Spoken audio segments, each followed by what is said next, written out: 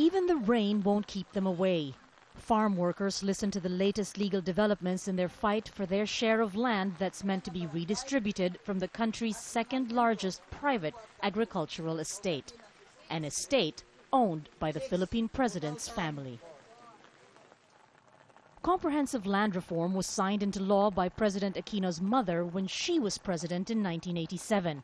It entitled the farmers to 1 hectare each of this 6,000-plus hectare estate. But none of that land has yet been turned over. Even government agencies do not follow the law, so we have the right to take the land since this is ours anyway. Accusing the landlords of going around the law and tying up the transfer in red tape, the farmers picketed in front of the estate in 2004.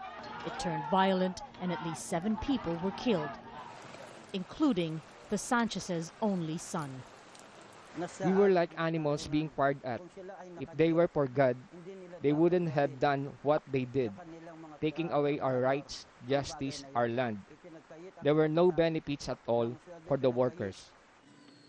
Despite that, the Philippine government says the program has been successful and is on schedule. More than half of the land slated for redistribution nationwide has already been turned over to farmers. And the entire project will be completed by its target date in 2014. But officials admit it hasn't been easy.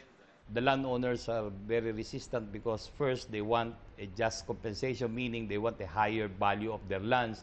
Then second, there are some instances where the farmer beneficiaries who are loyal to them, the farm workers who are loyal to them, do not like agrarian reform because they feel that they will be separated from the landowners' financial assistance. But the struggle for redistribution isn't just about land ownership. For the farmers, it's about social justice. And that would mean eradicating a long-standing feudal system that's deeply entrenched a culture of patronage that's only served to widen the gap between the rich and the poor. The matter at President Aquino's family estate is far from settled. Many Filipinos see this as a true test of his leadership. He's promised to do the right thing and bring justice to those long without it. But will President Aquino be able to do that if it's at the expense of his own family's claims over land? Marga Ortigas, Al Jazeera, Manila.